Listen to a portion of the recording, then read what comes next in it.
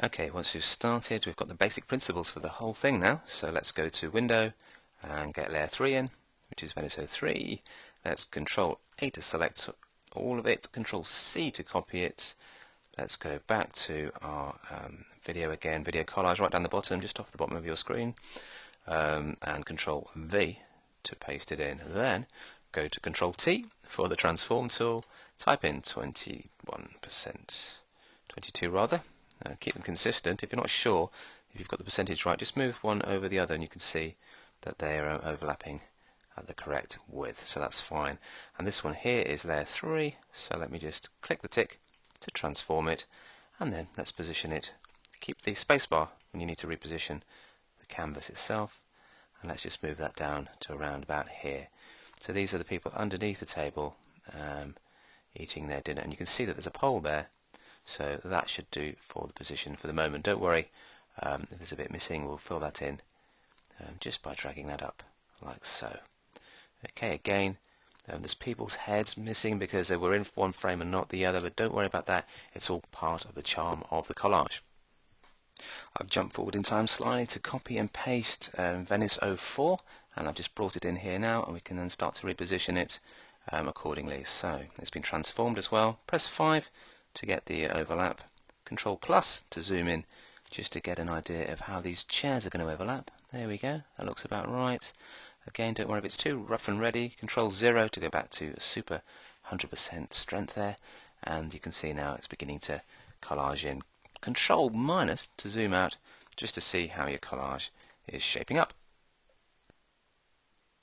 Now let's bring in 5 and 6, and as we stick our images together in the middle there, they're all fairly horizontal in relation to each other, but you get a slight lens distortion as you come to the edge of the frame. As you start to look up, there's a bit of a perspectival distortion, and that means we might have to start rotating our collages around a little bit as we drop in the new frames. So let's do that by going to 05 we're on now. So select that, Control A to select all, Control C to copy.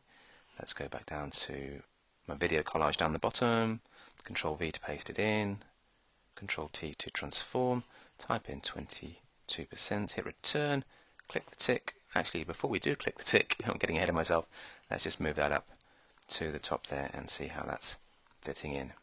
If you want to move the floating windows, you can do that just by dragging them to the other side there.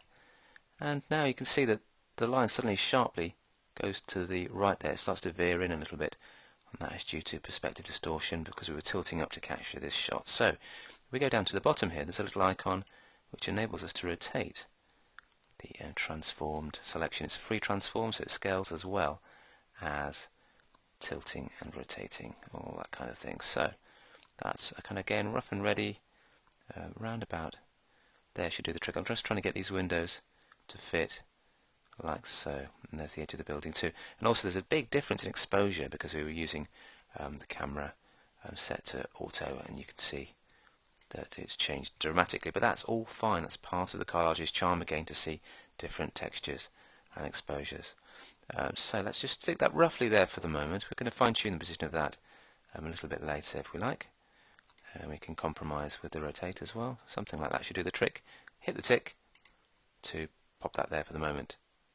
Okay, I've brought Venice 6 in and transformed it to the correct size, so what I can do now is drag it up, and if you want to hit and apply the transformation, just so you can then do 5 or 6 to get 60%, for example, you can then go Control T again, and you get the transformation back again, which helps you then reposition things accordingly. Control plus to zoom in, spacebar to reposition the canvas, and then I can start just dragging outside to try and rotate this so that it fits in the correct position. There's the window overlapping, there's the verticals of the wall.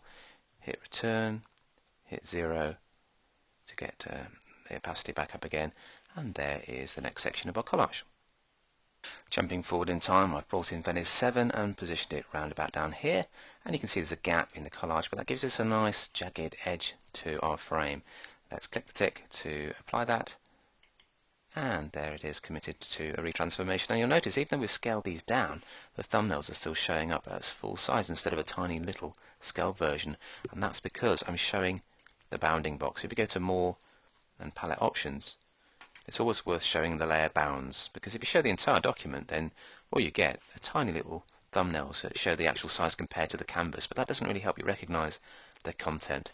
So a great tip is to go to palette options and turn layer bounds on, and then you can actually see what the layer's got on it, and it doesn't bother showing you too much transparent edge.